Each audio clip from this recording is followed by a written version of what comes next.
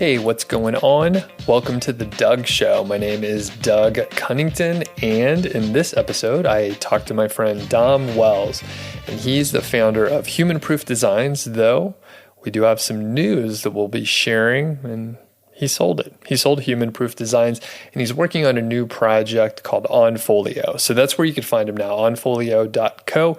I'll put links in the description and show notes and stuff like that. And Dom and I have known each other for a little while, actually since we both started online, roughly. We've sort of been in touch. We started our respective blogs around the same time, and luckily, we sort of focused on different areas. So I focused more on like creating a course and teaching and that sort of thing. And Dom focused more on the services business side of like the things that we talk about, which is Amazon affiliate marketing. Primarily, we talk about some other things too, but that's kind of our focus in both cases. Now, I'm not going to spoil too much from the interview, but I will tell you that we talk about human proof designs quite a bit, because I'm interested in the service business side of it, because I didn't want to do that part. So it was interesting hearing how Dom grew the team, hiring full-time employees, managing the remote team, and all the details around that. Eventually, as you can imagine from the title of this, they were pulling in 7 figures of revenue, which is over $1 million for the people that can't count that high, or you're not sure about the number of commas in there or anything like that. But anyway, they were making a lot of money, basically, which is cool. Moving forward, we do talk about why Dom wanted to start something new, how he got the idea, and why he's working on Onfolio versus, sticking with human proof designs or something different. So with that said, I will just mention, if people haven't subscribe to Niche Site Project, the email list, and you're interested in learning more about starting an affiliate site or even productivity or some random stuff, you should sign up. So just go to nichesiteproject.com, click the green button, enter your name and email, and I'll send you a whole bunch of free, cool stuff. That said, let's head to the interview with Dom Wells right now.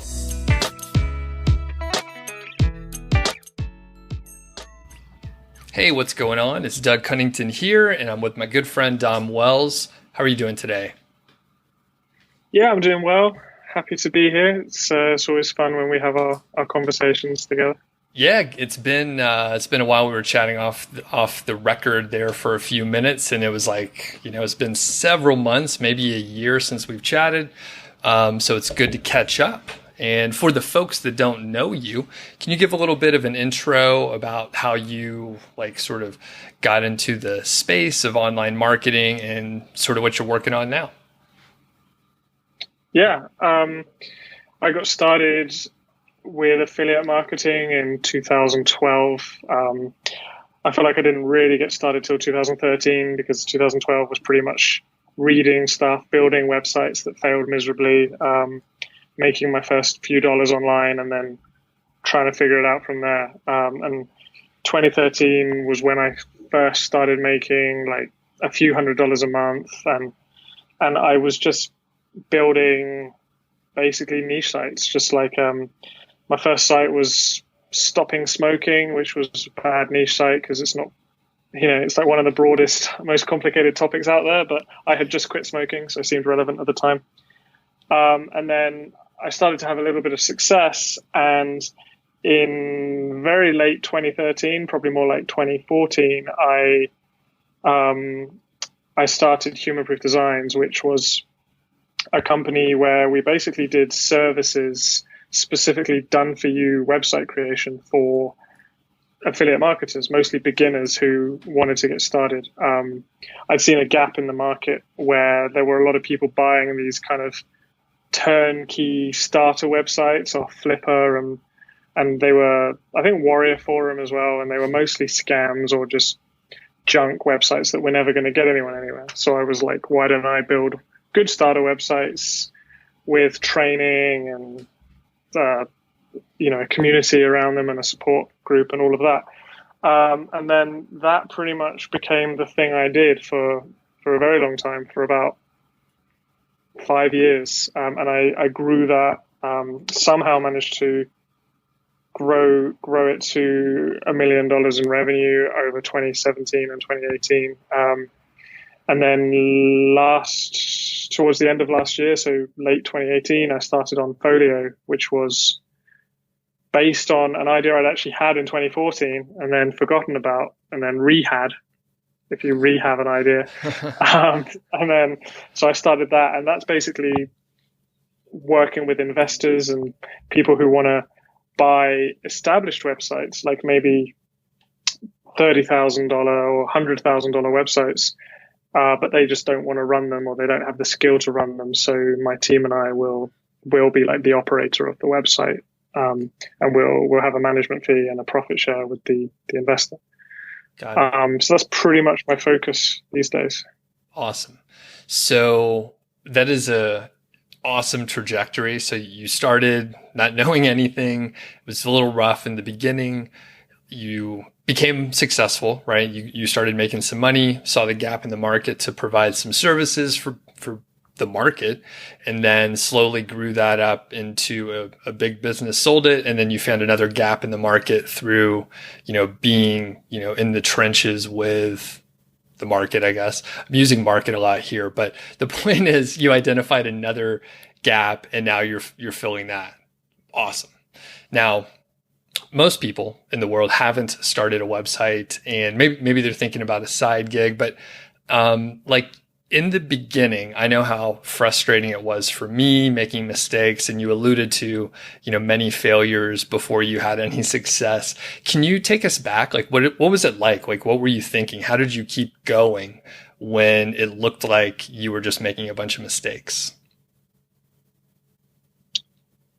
I don't know how I kept going, really. I think it was because there was so much to learn and so many different things to get excited about, which was definitely, I guess it hindered me to some extent as well, because, there's the shiny object syndrome, and I was being like, maybe I'll do like local lead gen, or maybe I'll try and do like CPA networks, like stuff like Peerfly. And for a while I was on Squidoo and those sites. So those things definitely slowed my progress, but because there was always something new to try, I guess it always meant that when I failed with something, I was like, oh, well, I'll try that thing instead, or I'll try a different niche instead. And so I just kind of, something motivated me to not give up. I guess because I had seen enough people succeeding that I felt like it must be possible.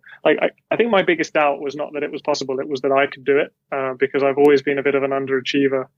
And so I was like, in the back of my mind, something was like, yeah, but just because someone else is going to succeed doesn't mean you will. But I don't know, I guess I just kind of lied to myself. I BS'd to myself enough that eventually it became true. I was like, no, I can do it. And I really just, there were lots of small things as well. Like I was able to kind of, like maybe my first website didn't do great, but I got better at installing WordPress. Like I remember the very first website, I couldn't figure anything out with WordPress. Like what's the difference between a page and a post and all of that.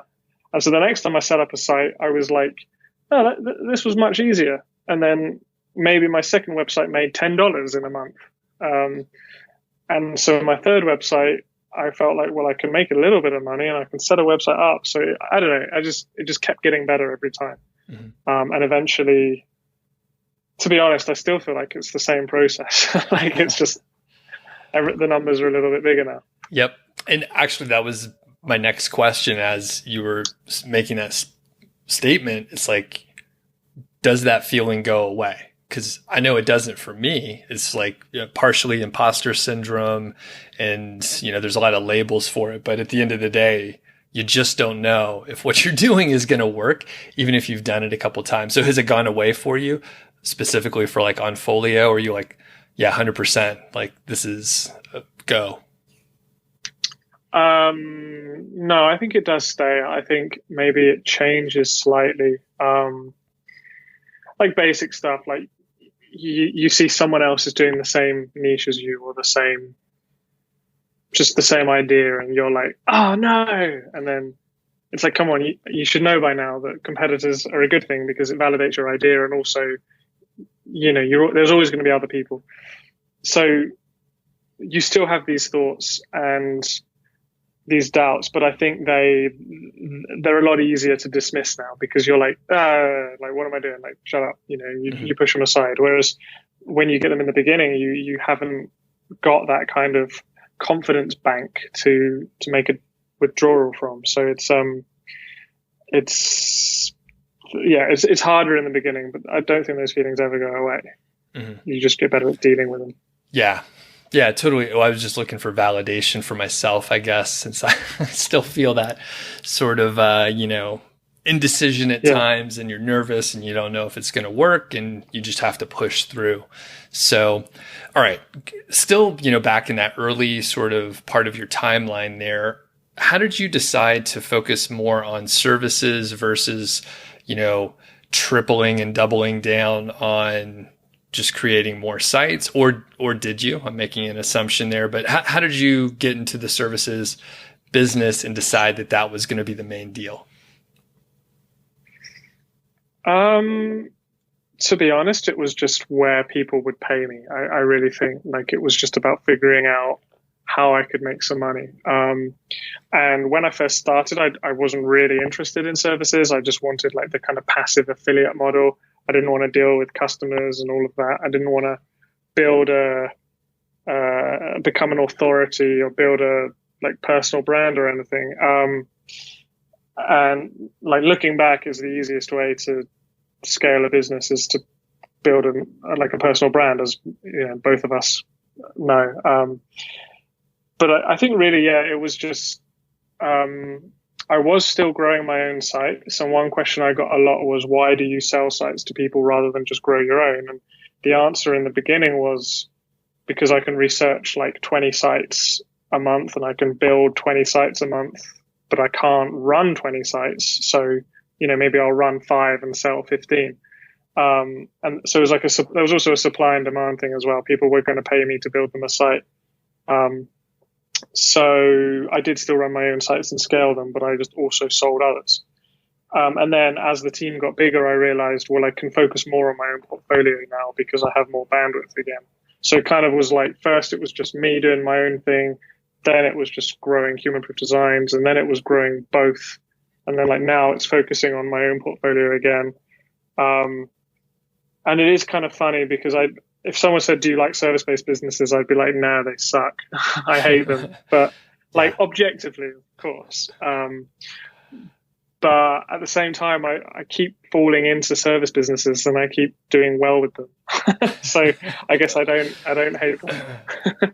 It's smart not to fight it, But I mean, I experimented with some service businesses and actually recently did in the past 6 months, and again realized and remembered that I don't really like it that much for many of the reasons which, people know of service businesses. There's a lot of clients. You have to keep the pipeline full. Customer service is big, especially with higher ticket items in our market of internet marketing, where there's some scammy people. To have good customer service is essential. So, very interesting. Very, very interesting. And it's good that you're like embracing the fact that you do good with services. So you may as well keep moving with it. So, when you started Human Proof, was it just you building the sites? Like, how did you grow the team? Can you just tell us about the trajectory of that up until when you sold it? Yeah. So in the beginning, it was just me. I did everything myself except write content. And in fact, the very first websites I built, I didn't even write the content. I was just like, I'm just going to research a niche, do all the keyword research, build a website and hand it over. But then I was like, people need content. So I was outsourcing content. I think at first I was using iWriter. And that iWriter was great because you could get content turned around very quickly, but it was bad because the content was never that good. So there was a lot of editing required. It was also quite cheap as well, so I could keep the cost of the websites down. And then the first hire I made was someone to assemble the sites for me. So I was just like, okay, I'll give you the articles when they're done, and you just assemble the sites. And it was a very much because they were done for you sites, they were all built the same way. So it was like, here's the articles, upload them, do the formatting, and like do all the other stuff, like install the plugins and so on. And then he was quite good with plugins, so he was able to create kind of like push button WordPress installations where he would, like the sort of human proof skeleton would be there, and then he'd just load in the articles. And then the next hires I made were writers, because I was sick of dealing with iWriter, and I realized I could actually get it cheaper if I paid in bulk. So I was like, hey, I need 10 articles. If you order one article, maybe you're going to pay like $10 an article. But I could say, hey, here, I need someone to do 10 articles for me for like $60. And someone would be like, they'll just see 60 instead of 10. And they'll be like, yeah, I'll do that. So then, what did I hire next? The next thing I needed was an editor, or like someone who was just in charge of the content. So then I would just give them the keywords, they'd order the content, they'd pass it to the site builder person.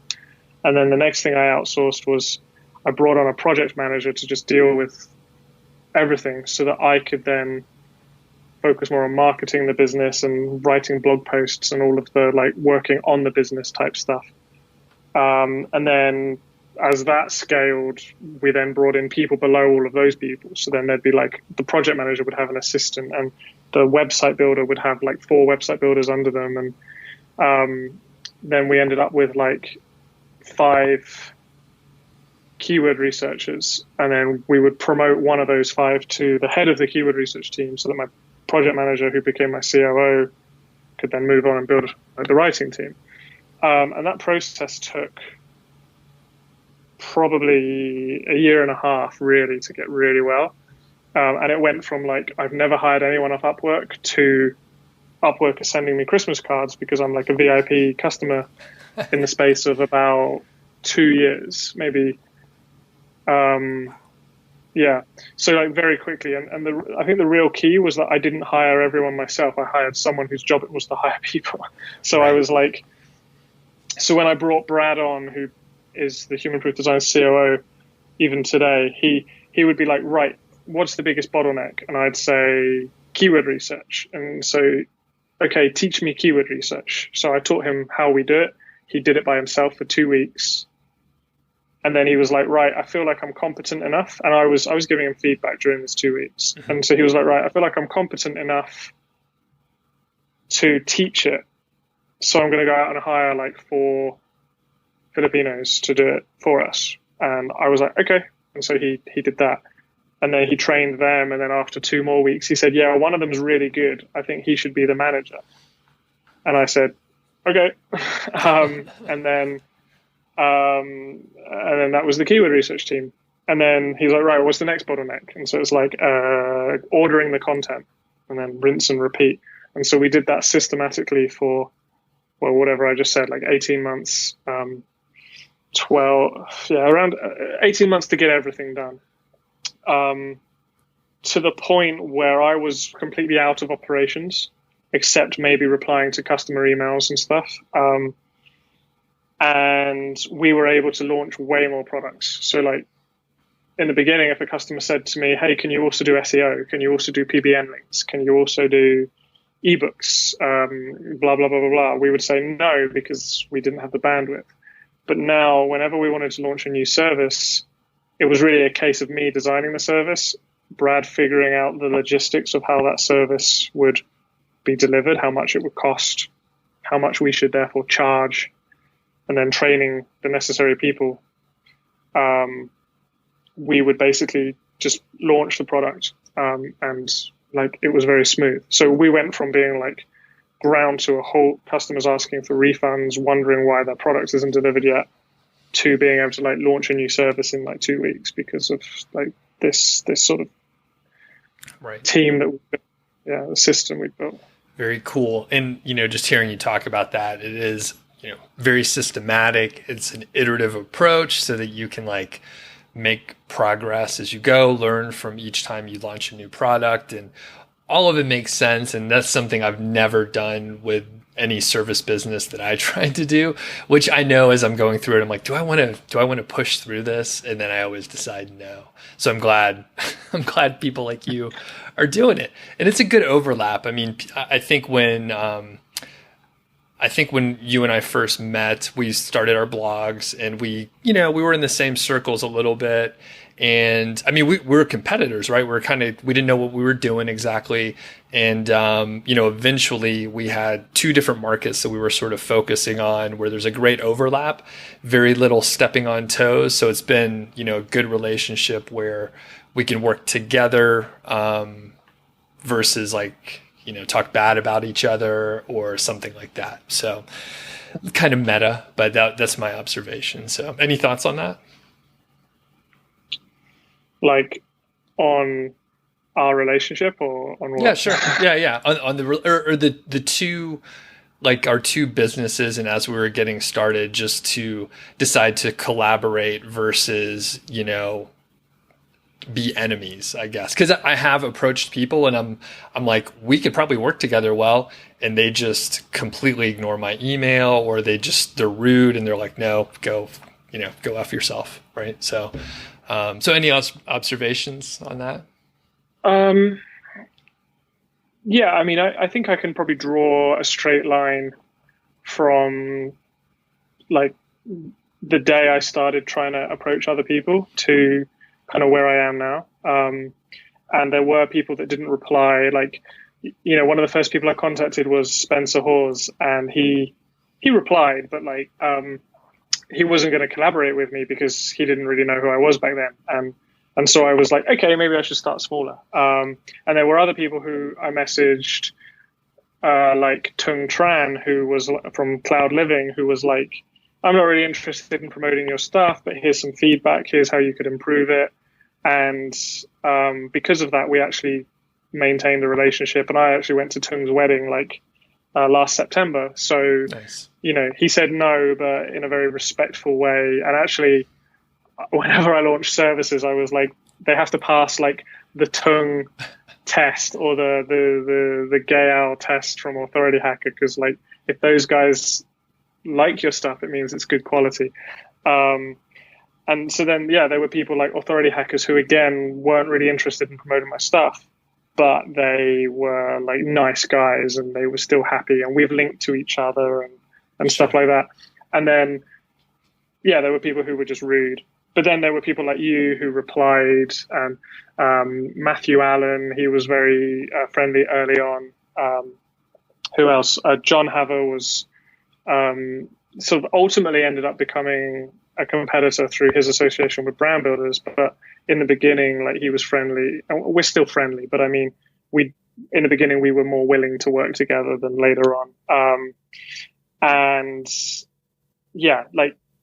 Empire Flippers as well. They were huge in helping me. So I think it's just kind of one of those things where it's you just have to reach out to everyone in the space, and maybe not just reach out hey, link to me, or hey, be my collaborator.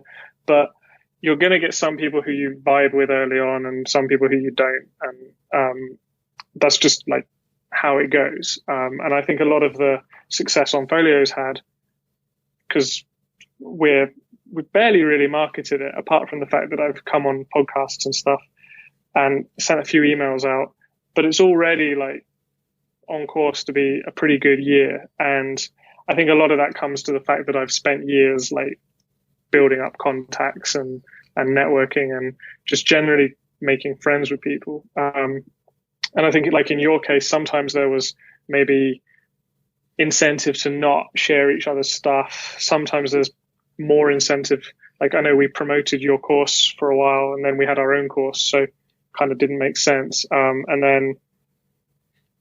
I think I guess while all of that's going on, we were always maintaining a kind of cordial friendship anyway, which means that just stuff's right. I don't know. It's always positive. So yeah. Well, in fact, I heard you were working on something new, and I said, let's talk about it. come on the show so we could tell people about it. So it all makes sense. Just, I mean, if people are watching out there and you're worried about competition, like maybe you don't have to worry too much. Like the rising tide lifts all boats and all that.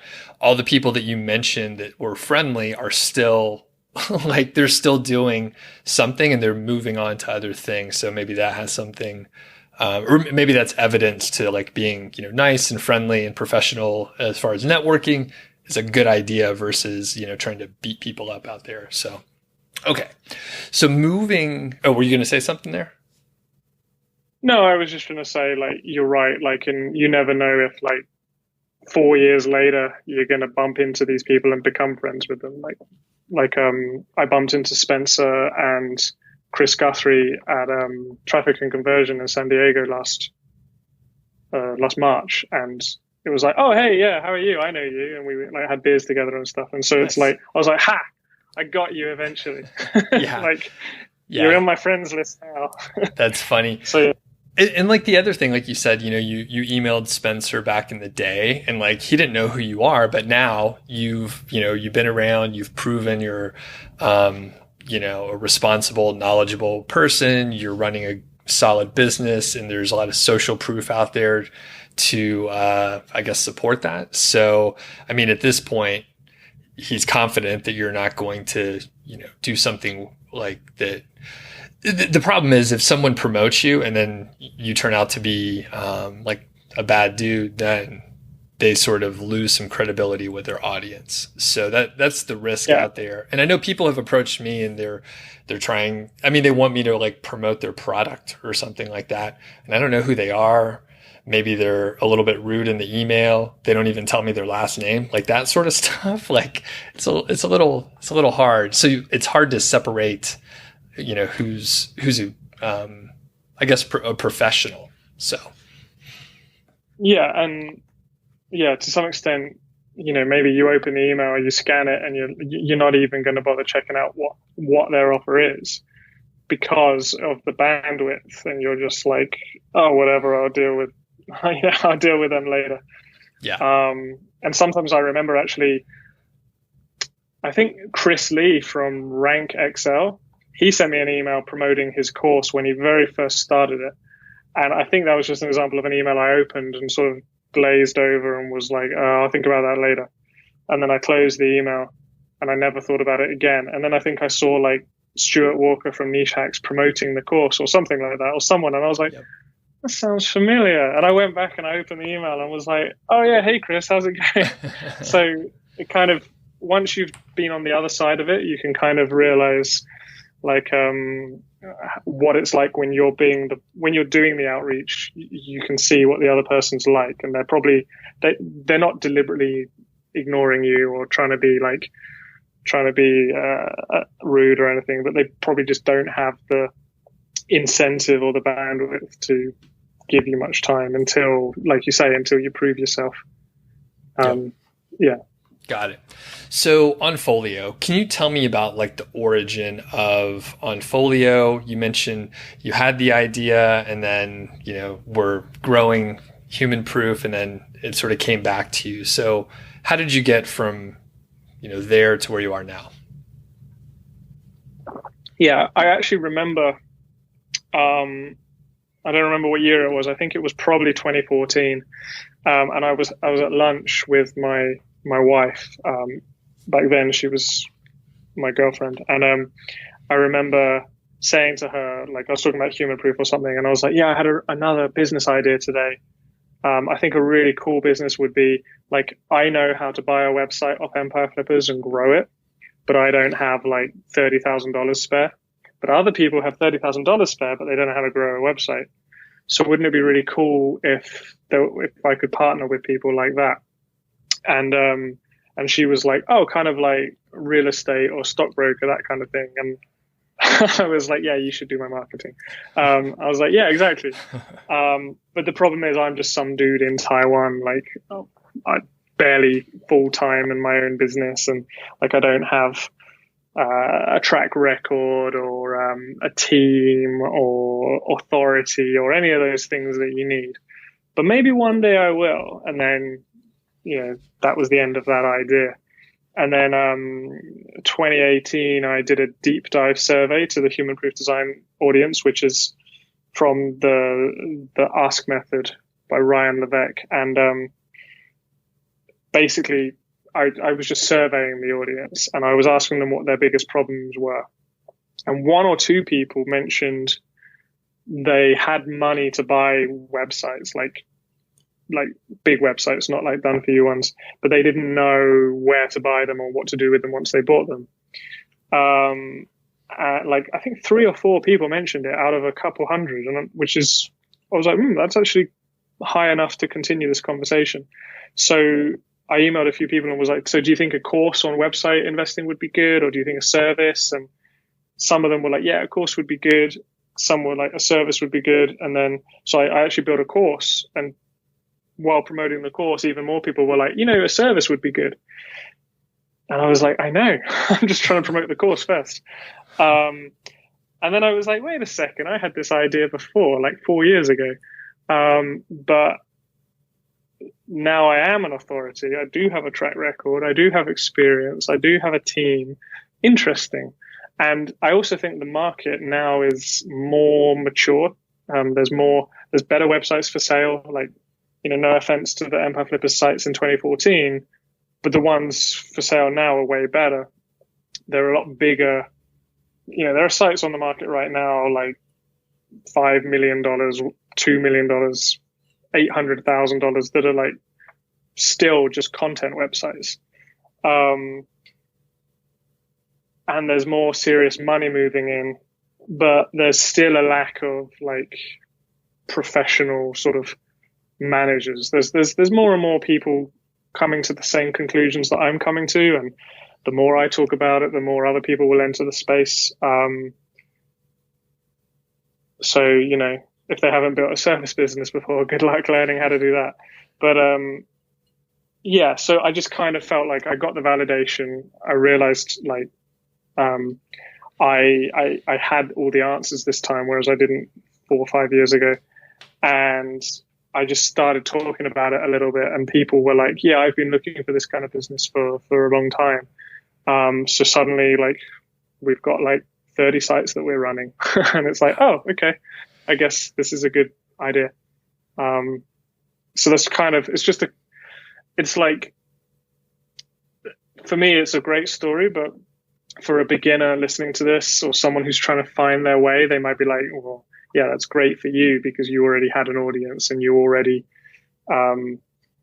you were able to leverage your network and so on. And like, yeah, I can't really deny that. So I think it's just a case of understanding maybe your market and looking for a gap or a need. And I think that is why I keep falling into service businesses, because I keep seeing these needs out there and not being afraid to run a service to fulfill that need.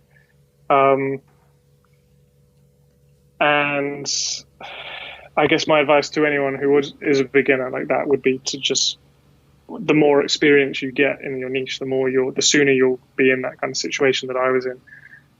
Because it is just a kind of case of like, what do they say? Like, you have to work for 10,000 hours to get overnight success or something like that. And I don't know if Onfolio will be classed as an overnight success, but it definitely feels like a case of it's very easy right now because of what I've done before. So, people just have to do that before bit to get to this kind of position. Right. Interesting. Well, and I mean, you started with no audience and no credibility, and you built it over time. So yeah, like you said, it's a 8-year overnight success or something like that. But when you look at it though, it's really, Onfolio is a bit of an extension, another service business. It's not like you've switched business models completely. It's just like, higher stakes, higher investment value, but it's the same concepts overall. So very cool. Very cool. Yeah, that's true. Yeah. So from a like services that Onfolio provides, so can you kind of outline like what the process is? Like if someone's interested in investing, maybe it's like a private investment group, maybe a family trust or something like that. Like what happens? Yeah, so we've got three services really. Well, we've got three, but we've got two because no one's ever used one of them. So someone suggested it to me, and I was like, "Yeah, that's a good idea." And no one's ever gone for it. So one service is actually kind of we partner with people who already have sites, and whether they built that site from scratch or they bought it, we partner up, and we generally people come to us for two reasons. Like one is because they just don't know how to grow the site anymore, or they don't have the capacity. Like maybe they have a full-time job. They're like, I know what I need to do to get this to the next stage, but I don't have the time. Others just don't know what they need to do.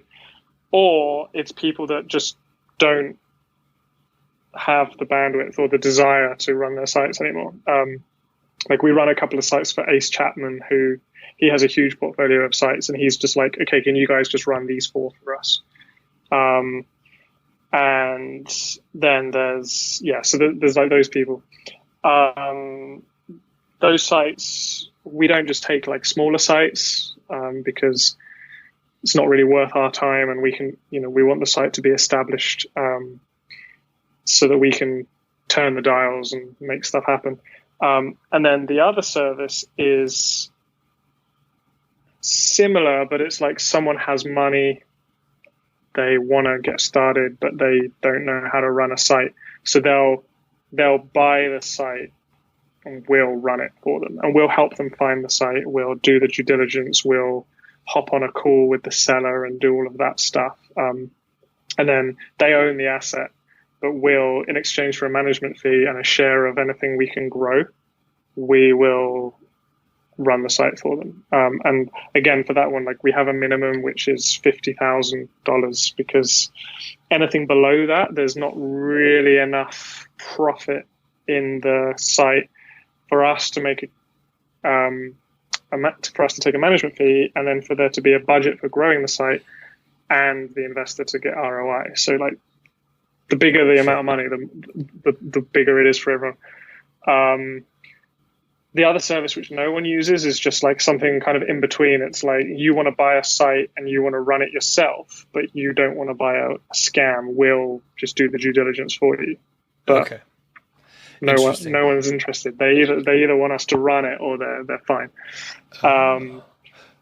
And then one thing we are looking at doing is kind of a group buy type thing, where it's like we really want to move up the food chain, because when you buy a site that is, say, 500K, it's got way more profit in its P&L. Generally, it has a team already, like VAs and everything included.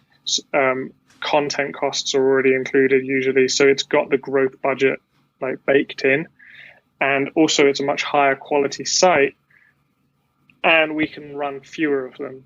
Like we could run 500K sites and make a very nice management fee to be worth our time and grow those sites. But we don't need to hire like 50. We don't need to buy 50 sites to pay for our overheads, because 50 sites, you can't really focus on them.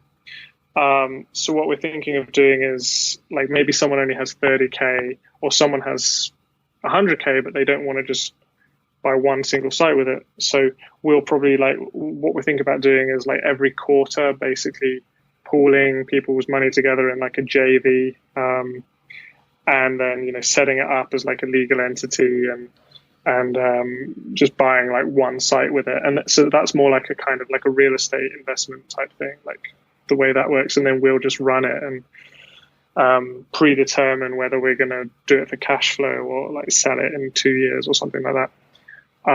So that's the service which has attracted the most attention. I thought it would be the partnership, but generally people that already have sites, they're less willing to give away some of the share, which is understandable. Whereas other people are like, yeah, I have money, I just want to invest, and I don't want to buy a site and have it go to zero. Right. So so that's the area that we're most excited about, and where we can offer the most value as well. Gotcha. And that the service, the vetting service, that totally makes sense to me. In fact, people have hired me to vet sites ahead of time. So I bet it's just a matter of time before that's like one of the more popular services, because whatever it is that you charge is going to be a bargain versus like buying a site that is somehow scammy, or there's something that they didn't know to look for as an issue. So I think it's only a matter of time. Yeah. I think like even if we charged like if someone's going to buy a site for say 60 grand, we could charge like 10 grand and it would still be a good deal for them. But we would probably charge like a lot less than that. But there are companies out there that do that already as well. So like Centurica, for example. So we're not like that's a good one-time payment to bring in some money for us, but it's like not really the kind of long-term play that I see Onfolio succeeding with. So sure, I'm not too fussed about the success of that one. And it's, well, in my head, I'm like, well, it's a great, once you get them in the door and show them value, you can, upsell them on the management stuff, unless they just happen to be, I would imagine a person that would hire for a vetting service doesn't necessarily have the skills to grow it. So maybe it's a lead magnet or not a lead magnet, but a tripwire situation into the big, I don't know. I'm just speculating here, but. Yeah, maybe I should just do the vetting for like $100 or something. Yeah. Just as like. Just get them in the door. Yeah. Interesting. Yeah, so can you, I'm sorry to interrupt you there. Were you done with your thought? No, I was just mumbling to myself. So that's cool. All right. So I don't know like how much you can reveal, but like what's the general process? So let's say someone comes in like Ace, for example, who has like a site that's doing well. Obviously you're incentivized, I believe, to, grow the site, right? Like you want to grow it, you get paid more. So everybody has the same incentive. They want to, increase the revenue. So can you take us through just some of the basic things that the team does to grow the site? Yeah. So every site's different, but generally we start out in the same place. And most sites that we've partnered on have had some level of technical SEO issue.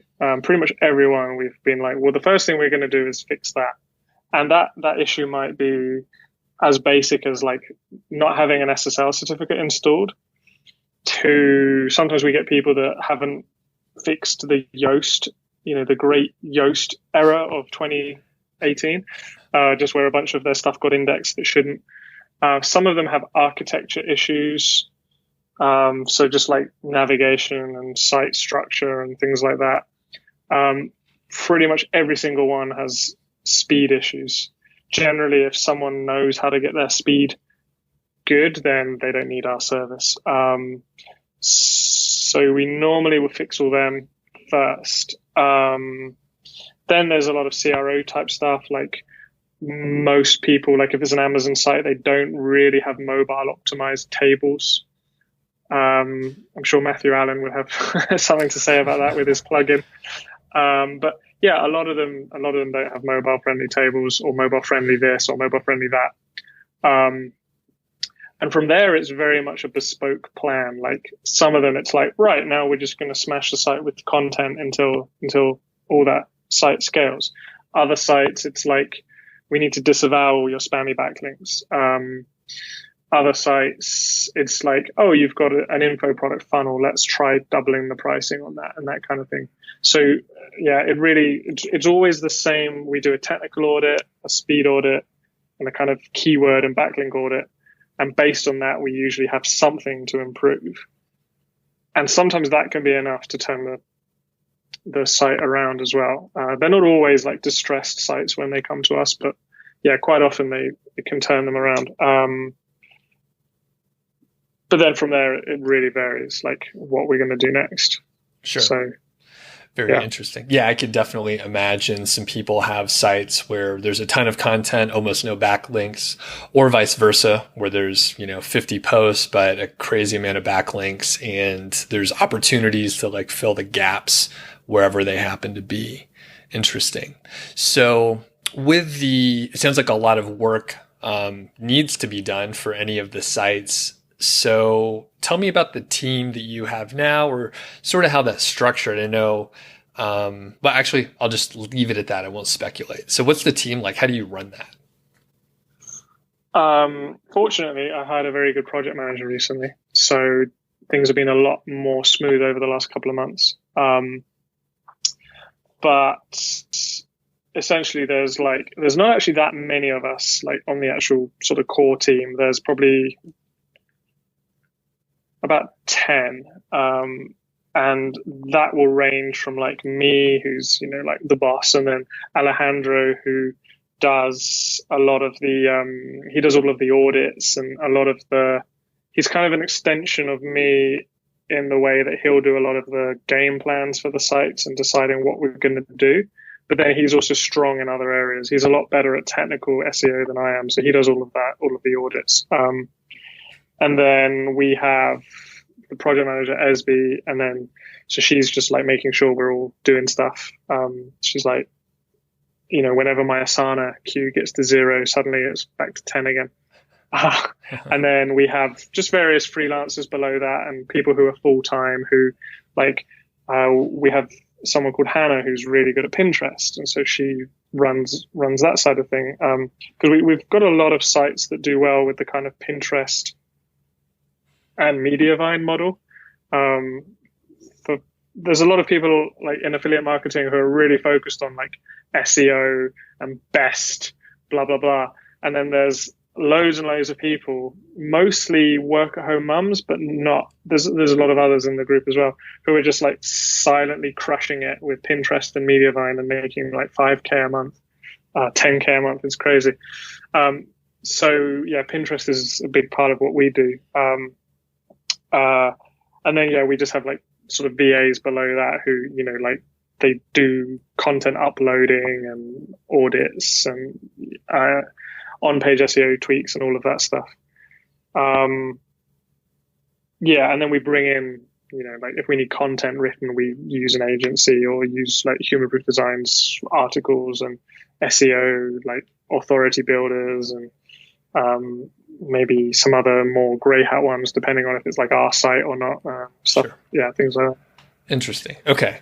And like when you branched out to like work on Onfolio, and I guess slowly we're deciding to, make it your main focus. Like, how did you, I guess, determine what success was? How do you know you're on the right track? Sounds like, you have quite a few sites that you're managing now, but how did you project what you wanted to do over 6, 12, 18 months, knowing that you were going to be working on it full time?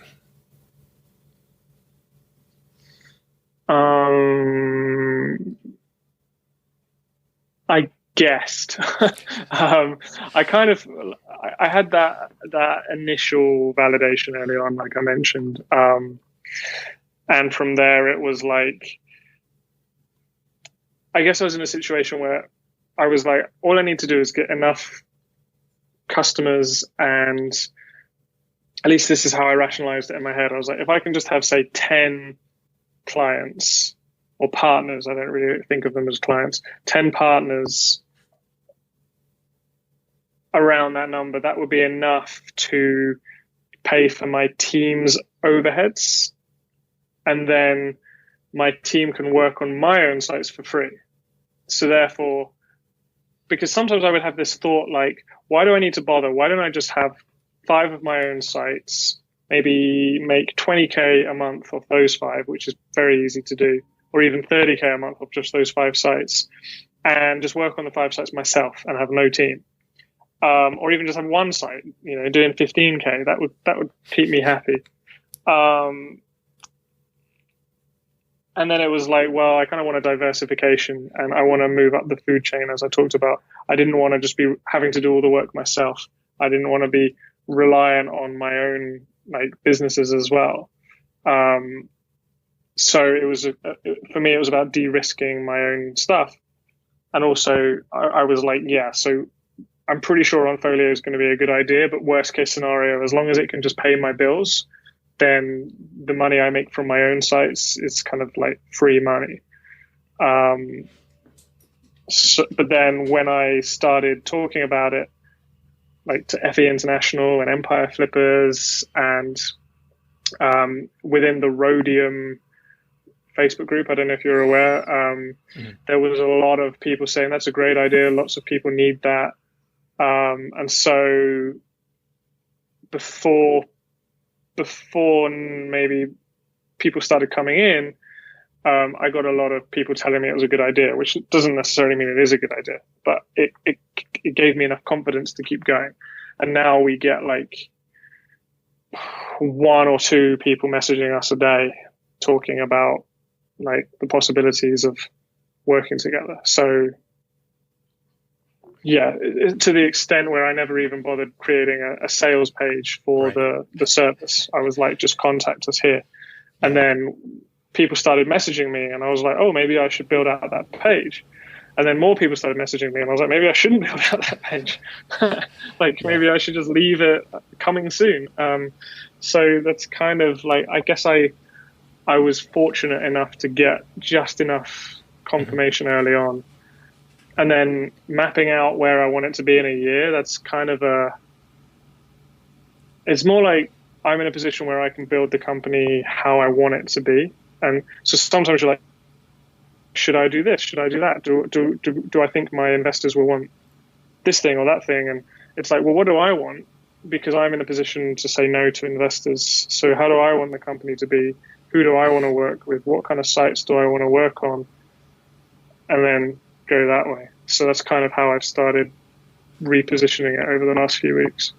Great answer. I know that was a tough one, but like, just I'll sort of restate it and summarize a little bit just to make sure I got it right. So you kind of looked at it holistically. You're like, what do I need to like live day to day?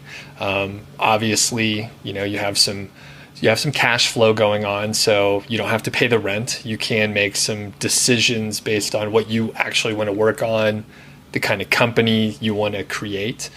And from there, you had some early validation from smart people and professionals like veterans in the industry validating the idea.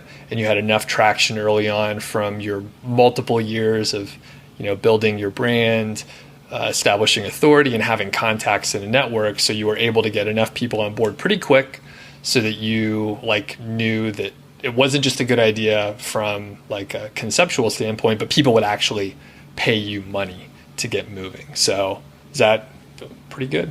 Did I get that? Yeah. Okay. Yeah. I think that, yeah. All right. And then I like what you said about building the company that you want to work at. You're fortunate enough, you've worked hard enough that you can say no to clients that maybe you don't want to work with for whatever reason. So what kind of company do you want to build? What are you aiming for here? So I want to.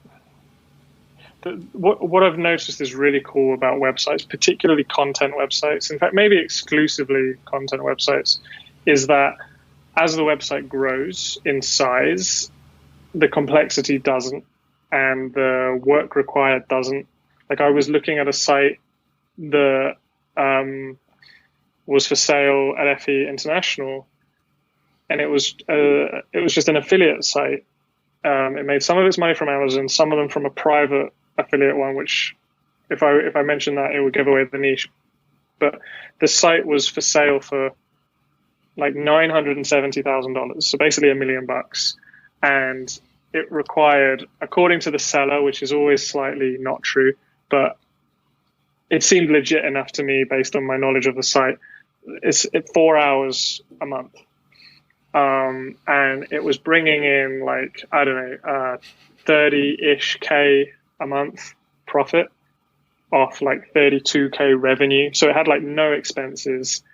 And I've seen sites, even bigger sites, those ones like the Wirecutter and Best Products.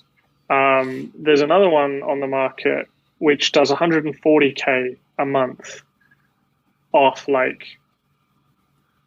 no, I think it does 140K revenue, around 100K profit. And again, it's got the team and the content and everything baked into the P&L. So I was like, yeah, I could run that easily. I could run 10 of those sites easily. And then that's bringing in a couple 100K a month. and that would be kind of fun. Whereas, trying to scale to having like 30 sites that make 1K a month, that's very hard. So I want to ultimately end up pooling money together, whether it's through a fund or less formal legal structure, like kind of what we were talking about earlier, the mini group buys, and just have this kind of mini like website empire, I guess. Right. Maybe just 10 really good sites. And I think it's going to be a lot easier to do in the future because there's better and better sites being listed for sale and more money coming into the space. So I kind of just want to be like working in that space. And so right now we could probably do that right now, like if we had access to the capital, but it's like we're not rushing. Like we're just going through the motions, and every site we work on, we learn something, or every investor we partner with, some of them we've already been like, yeah, this isn't going to work. So every person we partner with, or every person who calls us to potentially partner, we learn a little bit more. Every website we learn a ton. So we're just kind of being like, let's just spend like 6 months to a year just learning as much as we can so that we can play in the bigger leagues without, messing up big amounts of money. Right. Yeah. Now, are you good on time right now? I know we're right at the top of the hour here, so like a couple of minutes here. Yeah. Okay, just want to make sure. A little bit longer. Okay, so I just have like a couple more questions for you. So every now and then, I would say every couple months, someone has some story about like affiliate marketing is going to end, or SEO is going to end, or whatever. Obviously, you're hitching your wagon to this in an even bigger way. So, what concerns do you have in, for example, the Amazon affiliate space, where I think a lot of sites are around that, or even on the, like you said, the Pinterest, Mediavine kind of structure. So do you have any concerns with like the Google business model, and you know what I'm saying? So I'll just let you riff on that. I mean, the short answer is no. Like, I don't have those concerns. I think a lot of articles I've read, or kind of arguments that I've seen people say for why that kind of Google affiliate marketing model is going to go away, are at best like ill-informed, and at worst just sensationalist clickbait. In fact, I think there was one in the 5-figure group where I said this is a really poor researched article. I think maybe models will change and tactics will change. Like maybe Amazon affiliate won't work, or maybe even the SEO play of ranking in Google and getting a click to Amazon or whatever, that may not work because, like, I think it will, but maybe it won't. But I think the fundamental basis of creating content that people like and then monetizing that content, whether it's through ads or like affiliate links or services or memberships or whatever, I don't think that fundamental is ever going to go away. Maybe SEO will go away. Maybe social will go away. Maybe it won't. Maybe some new platform will come out, like we'll all be in VR doing something, who knows? But I just can't see that model going away, because it's just publishing, really, and publishing's been around for a very long time. Yep. And the reason you said I'm hitching my wagon in a very big way, I'd say, well, it's less risky to work with a bigger site. Like, you've got more money at risk, but bigger sites are better. They're more defensible. They have audiences. They have email lists. They have proper funnels and monetization. So I would say there's more risk in having like a 1K a month Amazon affiliate site than there is in having a 100K a month, like whatever site. Mm-hmm. So sure. Good answer. Well put. And the last question here is, I know I make mistakes, constantly, I would say. So I know Onfolio is sort of early in its like growth, but have you made any mistakes, any lessons learned with Onfolio so far? Well, before I started Onfolio, I bought a website with my own money, which I probably shouldn't have done because it wasn't as good as I thought it was going to be. So fortunately, I learned that early on, because now when I'm buying sites with other people's money, like, I'm not making that mistake with their money. That mistake was basically, I just bought a site thinking, oh, I'm going to grow the traffic, I'm going to improve the funnel. Like, yeah, maybe some elements of the site are a bit crap. Like, maybe the sales page isn't very good and the ebook that it's selling could be better, but it's fine because I'm a good marketer. I'm going to improve the funnel, and like, I never did improve the funnel, and I actually made it worse. And then I spent 6 months making it better, and now it's roughly where it is when I bought it. And it was just a bit frustrating because I probably could have spent that money, quite a large amount of money. I could have spent that money on a site with more opportunity if I hadn't like got super attracted to, like, I was just focusing on the potential that the site could get to rather than looking at where the site was and how risky it was. And like a month after I bought it, for example, it got banned from Pinterest, so its traffic went to zero. And I got it unbanned because it was just, Pinterest sites get banned all the time because of people doing like fake spam reports and stuff. And then you say, I didn't spam, and they say, oh yeah, you didn't, and they unban you. But that was scary. And I'm trying to think of any other mistakes.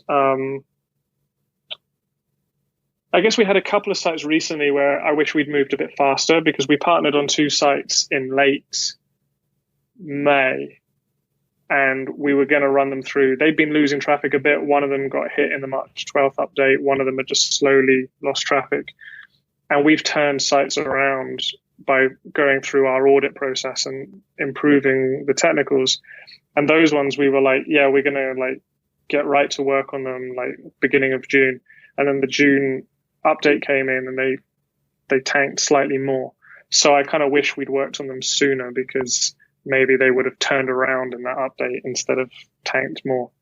So I guess the mistake with that one was just not working on them as, you know, when you run a lot of sites, sometimes you're like, well, it's fine if I do this next week instead of this week. And 9 times out of 10 it is, but sometimes it's like, I should have done, like, the technical things should have been done first. Gotcha. So that's just a missed opportunity more than a mistake, I think. Yeah. And you never know the timing on, you know, any of that stuff. Like you said, 90% of the time, it's fine if you wait. It's fine. So, yeah. Well, we're at the end here. So, Dom, do you have any advice for people who are thinking of like purchasing a site or, I guess, working with Onfolio?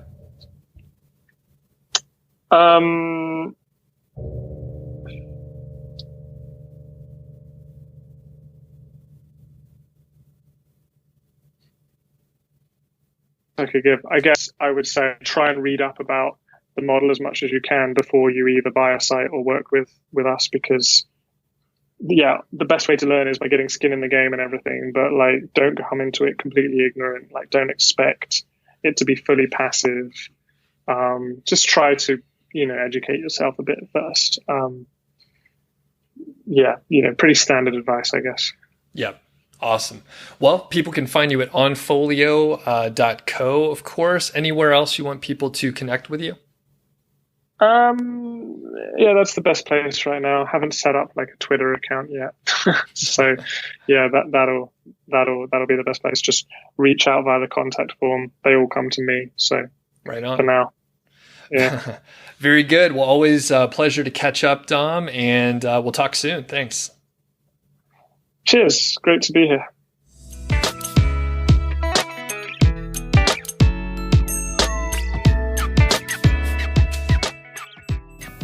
Thanks again to Dom. Really do appreciate the time. And because we are in very different time zones, like I think we're at like 12 or 13 hours of a difference, usually I'm getting up pretty early and I'm meeting with Dom late at night. So I appreciate, getting into his schedule. And I know that can be difficult. So thanks a lot, buddy. I do appreciate it. So everybody check out onfolio.co if you are interested in the concepts that Dom was talking about. I think it's a great concept, and I've seen it implemented a couple times. So, it's one of those things where just because there's competition out there doesn't mean it's a bad thing. You actually want to have some competition. There's usually a little bit less education that you have to provide your audience if someone else has been educating the audience for a little while. Those are your potential customers, of course. Moving on to a slightly related note, but not 100% related, is my case study on an aged site. So it's related because I actually I am working with Dom's old company there, Human Proof Designs, and they make done-for-you sites, and there's a wide range of what they offer. I do encourage you to check out their offering. I'm an affiliate, so if you buy through my link, I get a commission, which I appreciate. It helps me, pay for hosting for this podcast, for example, or other things. And sometimes I buy organic dog biscuits for my friend Georgie. That's my dog. So anyway, the point is I'm working on this age site case study because I realized that there were many people asking me about these age sites, number one. Number two, I really didn't have any direct experience with one of these age sites. And an interesting thing has happened as I sort of formulated the plan over the last few months. I was like, all right, I'm gonna outsource almost everything. There seems to be a pretty large section of the audience that really identifies with me specifically. Since I have the IT background, I had a fairly, what people would call, in air quotes, a good job and all that kind of crap, right? I didn't really like it that much, but I was, coasting. I was getting by.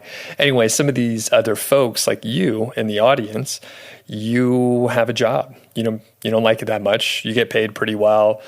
Things are good, right? Things are fine, but you kind of want to dabble with some of this online marketing and affiliate marketing, that sort of thing. You have a lot more money than you have time, and you're willing to invest and use some of your, technical skills to maybe generate some side income. My voice cracked there. Pardon me on that. And basically, my idea was to outsource almost everything, and people are coming out of the woodwork. I only sent out a couple emails on this, and people are replying back. I didn't ask anyone specifically to hey, send me a message or anything like that, but it's been awesome because I'm getting tons of questions. People are interested in the budget. People are interested in the timeline. They're interested in how I managed to get traffic on the site before a week or two was up. I mean, basically traffic was going to the site already, made sales within the first week, all that kind of stuff. So I'm going to be answering a lot of questions like that. And I do have basically a raw notes page that I've created over at Niche Site Project. So if you want to get the sort of unfiltered, I don't put much context in there. It's more like bullet points and what I have going on.